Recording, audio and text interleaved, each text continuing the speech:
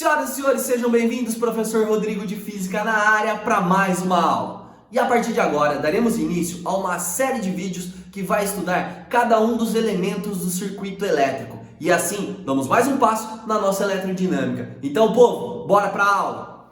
Circuitos elétricos. O circuito elétrico nada mais é do que o caminho fechado por onde passa uma corrente elétrica.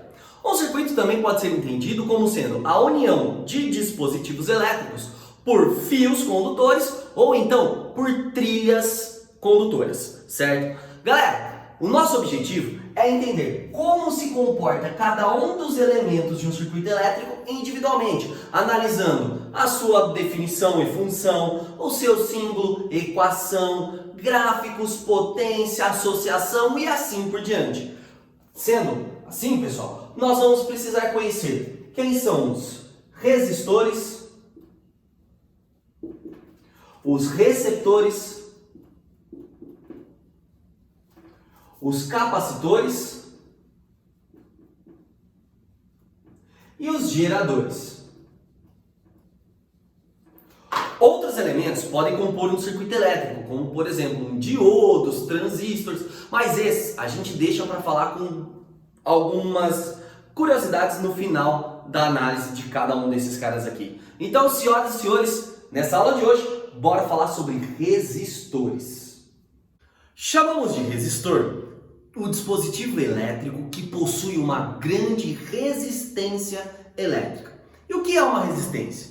A resistência, pessoal, é a dificuldade que o material impõe à passagem de corrente elétrica, ok? Então, um resistor é um dispositivo que tem uma grande resistência. Com isso, ele tem a seguinte definição, a seguinte função.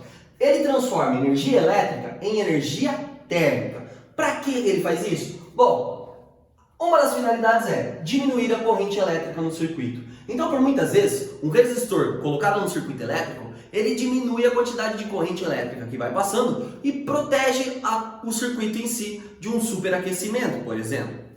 Às vezes, a finalidade do resistor é realmente essa, gerar calor, gerar energia térmica. E assim, ele é utilizado para o aquecimento. Como exemplo, os resistores de um chuveiro elétrico. E por fim, nós temos o papel proteção. O fusível elétrico, por exemplo, ele é colocado no dispositivo de tal forma que, quando uma corrente elétrica em excesso passa por esse dispositivo, o filamento ali de dentro do fusível ele queima, ele se quebra devido ao excesso de energia térmica e assim é interrompido o caminho da corrente. Senhoras e senhores, então o resistor é o dispositivo que possui uma grande resistência elétrica. Em um circuito elétrico teórico, identificamos o resistor a partir do seguinte símbolo.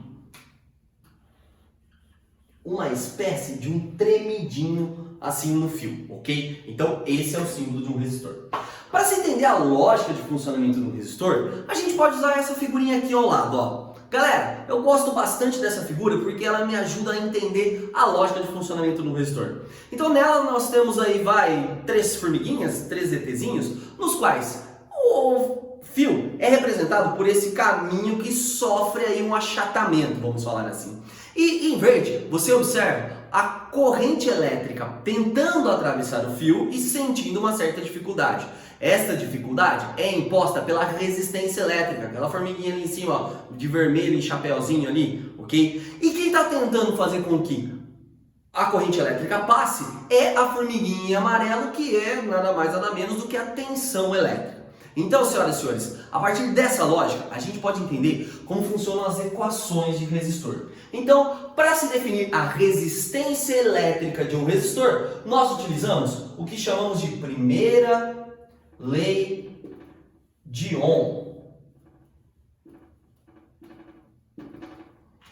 Galera, então o físico alemão Ohm, ele acabou definindo como sendo a sua primeira lei a seguinte relação. R igual a U dividido por I. Essa versão talvez não seja tão famosa, porém se a gente multiplicar ela em cruzes, acho que isso nos leva a uma equação mais familiar, que é nada mais do que U igual a R vezes I. Nessa equação, nós temos relacionadas a tensão elétrica, a corrente elétrica e a resistência elétrica. Então, tanto faz aqui se você vai usar o Rui ou você vai usar o Uri, as duas querem relacionar as mesmas grandezas. Então, senhoras e senhores, Tensão elétrica, uma grandeza já conhecida por nós, a DDP, com unidade de medida, volts. Corrente elétrica, o valor de I, com unidade de medida, ampere. E agora para nós a novidade, a resistência elétrica, com uma unidade de medida, ohms, simbolizado pela letra ômega maiúscula aqui. Então, senhoras e senhores, a primeira lei de Ohm nos mostra como relacionamos tensão e corrente elétrica. Mas Ohm elaborou uma segunda lei, que mostra como relacionamos a dimensão de um resistor e o material do qual ele foi formado. Vamos dar uma espiadinha, então, nessa segunda lei. A segunda lei de Ohm, então, leva em consideração os parâmetros geométricos e o tipo de material do qual é formado um resistor. Moçada, então o Ohm ele nos mostrou o seguinte, que o valor da resistência elétrica dependia dos seguintes fatores dimensionais. O primeiro deles, o comprimento de um resistor. Quanto maior fosse o comprimento desse resistor, com certeza maior vai ser a resistência, pois vai demorar mais para os elétrons passar por ele e assim você teria um maior efeito Joule, uma maior dissipação de energia acontecendo. Então, o comprimento era diretamente proporcional ao valor da resistência. Um segundo fator importante é a área de um resistor, pois quanto maior fosse essa área aqui, a seção transversal, ou também conhecida como a bitola do resistor, mais fácil seria do elétron passar. E sendo assim, a gente diz que entre resistência e área, a relação é de inversabilidade, então elas são inversamente proporcionais. E por fim, o tipo de material do qual está sendo composto o seu resistor. Se for de tungstênio, a resistividade assume um valor, se for de cobre, a resistividade assume um outro valor e assim por diante. Então, o terceiro fator depende do material. Ele é representado por essa letrinha grega aqui, ó, que é conhecida como Rho, e assim nós chegamos na segunda lei de Ohm. Então, a segunda lei de Ohm, R igual a Rho L sobre A, também conhecido como pausa dramática, rola. Ai, que horror, professor! Não, calma. É só uma maneira de você gravar essa equação. Rho-L-A, rola. Certo? Tanto a primeira quanto a segunda lei de Ohm são válidas apenas para um tipo especial de resistor, o chamado resistor ôhmico. Como assim, professor? Galera, vamos aqui fazer uma análise gráfica do comportamento do resistor e assim conseguirmos entender essa diferença. Então vamos lá. A equação da primeira lei de Ohm, URI, é uma equação do primeiro grau. Então facilmente a gente consegue transpor essa equação para um gráfico. E no caso esse gráfico seria uma reta partindo do zero, certo? Esse comportamento, então, é o comportamento que a gente chama de resistor ôhmico, ou seja, é um resistor cujo valor da resistência elétrica não muda quando passa a sofrer uma maior tensão e uma maior corrente, por exemplo. Então eu aumento I e aumento U e esse valor de R continua sempre sendo constante. Esse é o caso do resistor chamado ôhmico. Contudo, em algumas situações, em algumas circunstâncias, um aumento de temperatura devido a esse efeito Joule que acontece naturalmente no resistor pode mudar o valor da resistividade desse resistor e, consequentemente, ir modificando o valor da resistência. A partir desse momento, esse gráfico não mais assim se comporta. O seu comportamento acaba sendo aí não mais previsível por uma equação de primeiro grau. Então a gente diz que a partir desse momento o resistor não é mais ôhmico. Então aqui o resistor é não ôhmico e para cá o resistor é ôhmico. É possível analisar o comportamento da resistividade de um resistor com a sua temperatura através de uma relação que é a seguinte: Rho igual a Rho0 que multiplica 1 mais alfa vezes T menos T0. Aonde?